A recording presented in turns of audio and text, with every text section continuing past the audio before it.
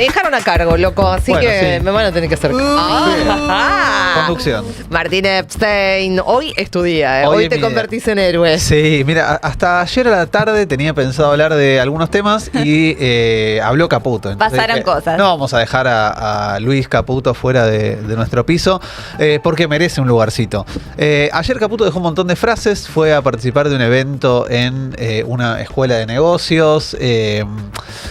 Hay como una cosa de sobreactuación, como que están medio canchereándola, ¿no? Como que sienten que vienen pisteando como unos campeones y nada puede fallar. Y ayer Caputo dejó dos fragmentos, dejó un montón, pero traje dos que van a ser muy, muy interesantes de discutir. Vamos a escuchar el primero, ¿sí? A Caputo hablando de, o cuestionando a quienes dicen que hay atraso cambiario, que el dólar está muy barato. Vamos a ver qué decía ayer el ministro. La otra es esta del dólar, que el dólar se tiene que devaluar porque está muy barato y demás, y ahora voy a seguir con el tema de la cuenta corriente. Hay una cosa que es muy obvia, que es la que dije recién, el dólar flota, por lo tanto a cualquiera que le parezca que está barato, agarrar los pesos y comprar, no te la pierdas, campeón. Sobre el cierre decían, no te la pierdas, campeón. Lo canchero que está Caputo es, viste, el que está, insisto, el sobregirado. Es el que viene a 120 pisteando y a 140 y sigue subiendo y dice, no, esto total viene bárbaro. Y se la va a poner de sombrero. Pero se la va a poner de sombrero porque lo que no está reconociendo es que está mintiéndonos abiertamente. Hay flotación libre, dice. Es relativo lo de que haya flotación libre. ¿Por qué? Porque el gobierno interviene todo el tiempo en el tipo de cambio. A lo mejor no lo hace abiertamente comprando y vendiendo en el dólar oficial. Ahora, cuando decíamos un poco ayer, hay una intervención sobre el dólar futuro, el gobierno interviene. Cuando el gobierno quiere dar mensajes para alentar el ingreso de capitales, para que no se le escapen, el gobierno interviene. Y entonces es un poco pasado de canchero que Caputo nos diga, no te la pierdas, campeón. Pero dejó otra frase que para mí fue más todavía a fondo, más claro respecto al programa económico de Caputo Milei, que tiene que ver con quién pone los dólares, ¿sí? Porque parte de la discusión que sostiene Caputo es, bueno, los dólares los ponen los privados, ¿sí? Esto no es un tema del sector público, son los privados que están, algunos compran, otros venden, y entonces sale favorable, sale equilibrada la cuenta. Bueno, veamos qué decía sobre esto para poder entender quién está poniendo los dólares y quién se los está llevando. Déjenme ponerles un ejemplo. Si Federico se quiere ir de viaje con su familia a algún lugar y tiene que comprar dólares y Chembo los tiene que vender porque quiere pagar el alquiler, entonces le vende sus dólares a Federico. Fue una transacción entre privados. Los dos están contentos con su transacción.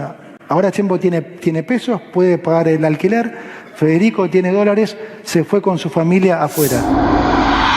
Pero pobre Chembo, loco. Pobre Chembo. Pobre Chembo. Claro. Piensen en Chembo. Alguien que piense en Chembo, que está quemando dólares para pagar el alquiler. Lo interesante es que Caputo pone en evidencia que estamos en un país en el cual, para que unos se puedan ir de viaje al exterior, otros tienen que vender dólares para pagar el alquiler.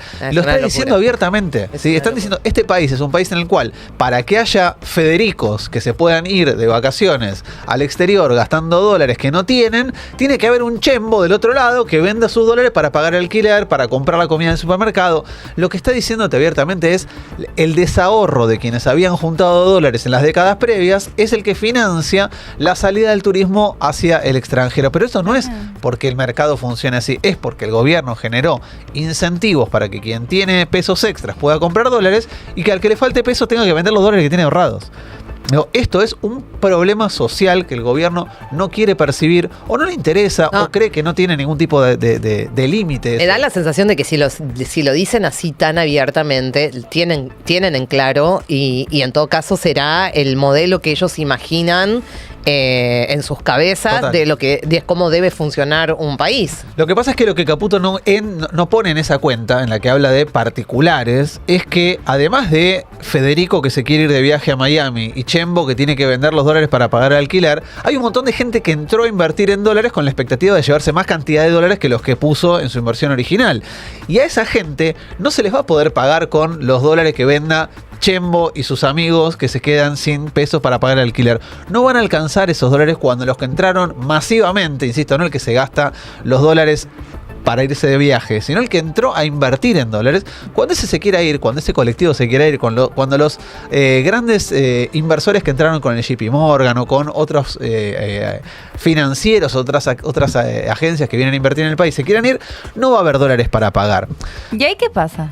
¿Y ahí qué pasa? Bueno, pasa lo que el mercado sospecha, que es que el gobierno... Lo que ya pasó, Lumi. O encuentra nuevas fuentes de financiamiento, o tiene que cambiar su política económica. Ayer salía un fragmento, no lo llegué, ¿vieron cuando pasa que uno ve en redes algo y pasa de largo y después ya no lo podés recuperar? En Infobae creo que fue. Salió un fragmentito muy corto en el cual ya están analizando el equipo económico, el gabinete de Milei después de las elecciones. Dan por sentado que Caputo se va. Caputo se va, sí. Dan por sentado que el ciclo Caputo se termina post-elecciones. Y se enojó Caputo por eso, ¿eh? A Caputo le cayó muy mal porque estás adelantando algo que no conviene adelantar. Pero ¿por qué se iría Caputo después de las elecciones? Porque el mercado huele que se viene un nuevo cambio en el programa económico después de las elecciones. Un sinceramiento del tipo de cambio, un salto discreto, una devaluación, el nombre que sea. Pero este esquema, tal cual está planteado hoy, no le permite al gobierno acumular, porque no está acumulando reservas. Tampoco le sirve para estabilizar expectativas hacia adelante, porque hay muchos sectores que ya están previendo que esto puede llegar a pasar. En simultáneo, en paralelo, el gobierno tuvo un buen dato, ¿sí? Pero que otra vez se sobregiró en ese análisis del buen dato. Salió el dato de actividad del mes de abril, ¿sí? El mes de abril, recordemos, es el mes posterior a la salida del cepo, un mes en el cual, contrastándolo contra el mes de marzo, hay un salto muy fuerte, un crecimiento muy fuerte de la actividad económica. Actividad económica que lo único que hizo fue recomponer la caída del mes anterior. ¿Sí? En marzo la caída de la actividad económica había sido del 1,9% respecto a febrero. Bueno, en abril creció 1,9%. Recuperó el nivel que tenía antes de la salida del cepo cambiario. Pero en particular, es interesante pensar cuáles son los sectores que motorizaron esa redinamización de la economía del mes de abril. Esencialmente fue la intermediación financiera la que promovió la recuperación de la actividad económica. ¿Sí? Intermediación financiera es timba, es movimiento especulativo, no es crecimiento sostenido en la producción, en la industria, en la generación de puestos de trabajo. Y entonces tenemos ahí una placa que muestra cómo los sectores que más ganaron en términos de participación económica, los que crecieron en el mes de abril, son sectores que apenas representan el 9,2% del empleo privado, que son intermediación financiera, explotación de minas y canteras, agricultura y ganadería. Mientras que los sectores que perdieron, o sea, en un mes en el cual subió la actividad económica y sectores que perdieron, fueron construcción, 14%, industria 9,4%, comercio. Esos tres sectores representan el 44,6% de la generación de empleo.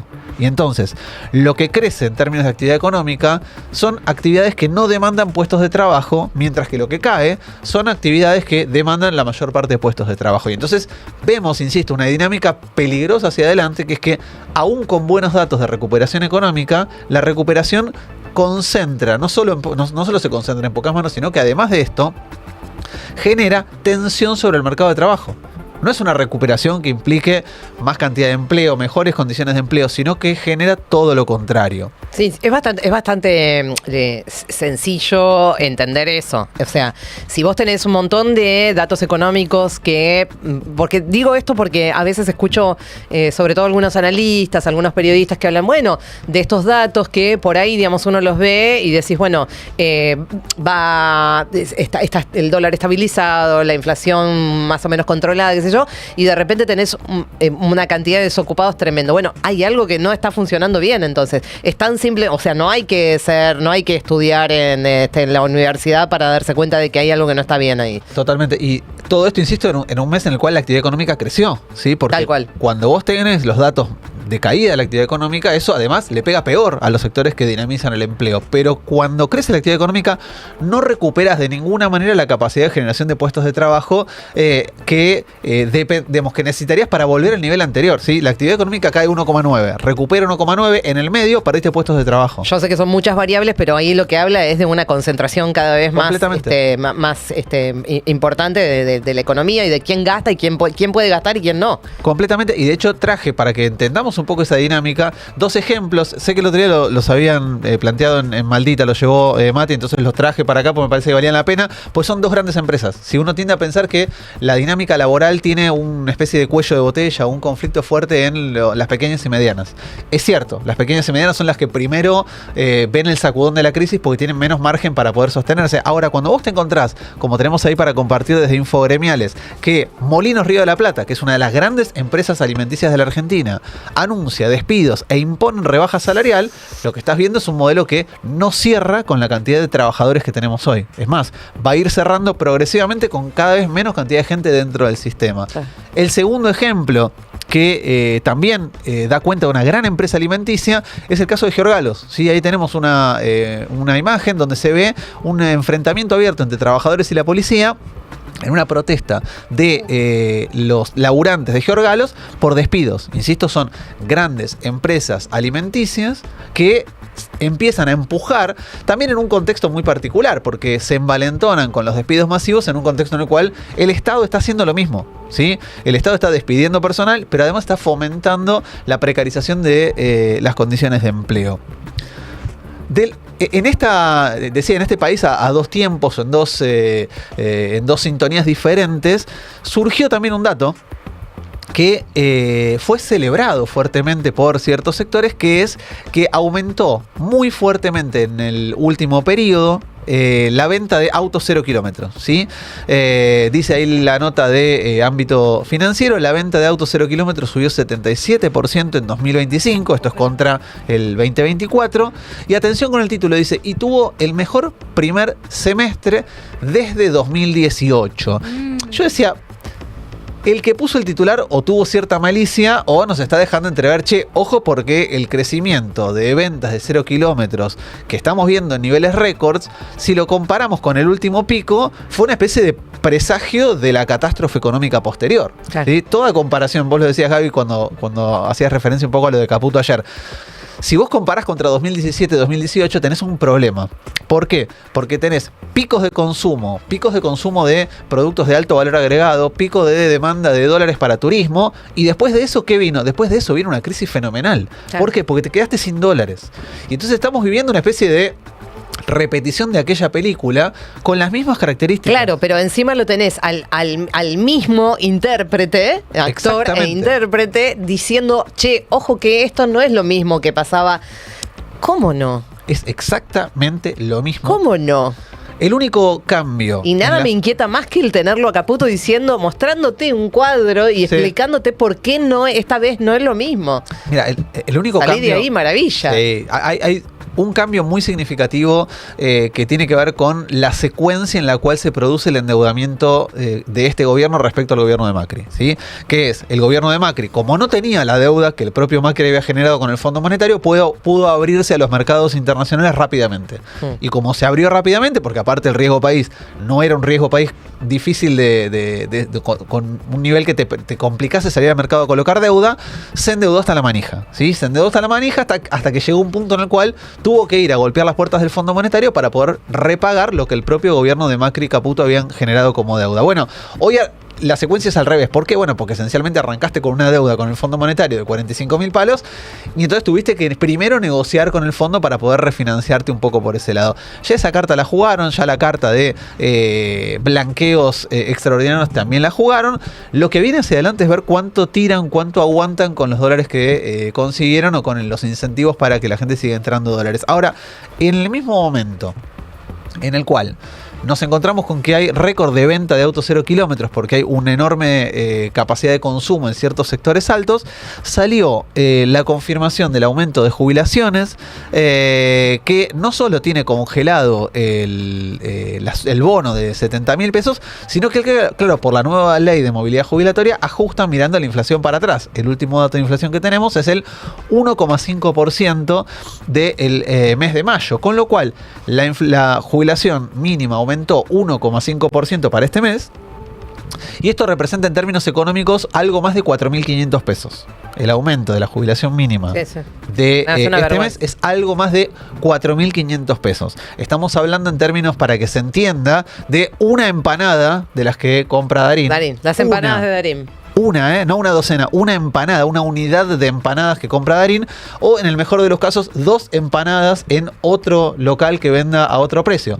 Eso es lo que aumentó la jubilación mínima en la Argentina en este tiempo, con el bono que sigue congelado. Esta es parte de la explicación de por qué vivimos en un país cada día más fragmentado, más partido en dos. Les traje para cerrar un video que da cuenta de una novedad, ¿sí? Algo que a mí por lo menos me preocupa, me pone mal, me genera mucha bronca, que es que nos están vendiendo una nueva moda. Si vamos a ver el video vamos a charlar sobre la nueva moda de consumos que nos están queriendo vender. Gastamos casi 7.500 pesos en comida que se está por vencer. ¿Vale la pena? Queríamos probar la famosa aplicación donde por 7.500 pesos te dan una bolsa sorpresa de productos. No sabes qué es, solamente puedes elegir si es panificado, fruta, fresco, fiambres, etc. Nosotros elegimos retirar en Jumbo la bolsa de panificados y por esa plata nos dieron 2 panes de masa madre. Uno vence mañana y el otro vence el 30, o sea, el lunes. En teoría, si lo compramos por fuera de la aplicación, está a 4.500 y 10.600. ¿Qué opinan? Que son unos hijos de puta, eso opinamos. Me aparecen publicidades a mí porque piensan que me va a interesar y me aparecen publicidades de todos estos. Como, anda a comprar a tal pastelería de Palermo, pero productos que ya están malos. Claro. O por vencer, por digamos, vencer. que ya no los pueden poner, digamos, a la venta Claro. con normalidad, digamos. Claro. Es tremendo. Es tremendo que nos estén vendiendo esto como una novedad, porque habla de un montón de cosas. Habla de la caída del consumo, porque si vos en productos con vencimiento de corto plazo se te vencen, es porque el consumo no alcanza para cubrir lo que vos estás ofreciendo. Digo, no es habitual que se produzcan bienes que van a vencer rápidamente. Exacto. Vos producís en función de lo que estás vendiendo, se está vendiendo menos. Lo tremendo, insisto, es que te estaban planteando como una nueva moda, la de comprar productos prontos a vencer, como recurso para poder abastecerse de bienes bastante básicos, ¿sí? No es que estás comprando algún producto de larga duración, sino panificados, frutas, verduras, comida. Sí, pero bajo la retórica de, digamos, de una cosa, digamos, medio ecoambientalista, ¿no? Es que, que no tiremos tanta comida. No, muchachos, la gente no puede comprar Morphy y claro, se te vence el Morphy y hay gente que por ahí no puede ni siquiera comprar eso, entonces tiene que ir a recurrir a eso, que dicho sea de paso, podrían regalarlo, ¿no? Ya que están, digo... Sí. Hijos de puta. En otra época pasaba eso. Digo, quienes tenemos algunos años más, los productos que estaban prontos a vencer, los panificados de un día para el otro, se regalaban, ¿sí? Hoy, entre la mirada del comerciante que si no vende pierde plata y la necesidad de consumir que no se puede cubrir por ingresos, bueno, estamos en una dinámica, insisto, muy hostil, muy fea, muy preocupante. Lamentablemente a la hermana de Milei no le preocupa tanto esto. No, ella está preocupada por los perritos y por esas cosas. Cada tanto hay que... la verdad que es insoportable. Yo no sé qué le pasa a todos ustedes. Hay como una necesidad de por lo menos durante un ratito, como mutear esta situación, porque es insoportable, realmente es insoportable. En fin, vamos a seguir hablando de todo lo que sucede en esta economía imaginaria y creativa en la cabeza de Caputo, pero sobre todo de Milei, que está a la cabeza de todo esto. En un ratito vamos a estar repasando las burradas para que ustedes puedan seguir votando. Gracias, Martín. Y la tenemos a Lumi también. Vamos a estar hablando del Garraham. Atención con lo que está pasando en el Garraham en las últimas horas, diría yo, en los últimos minutos, porque es súper preocupante, hablando de cosas que nos lastiman y que nos dan bronca y que nos entristecen. Es tremendo y en un rato lo vamos a estar contando, vamos a tener una nota al respecto. Quédense con nosotros, estamos acá en Re 107.3. Vayan a nuestro vivo de YouTube en Re 107.3. Déjennos un like y comenten.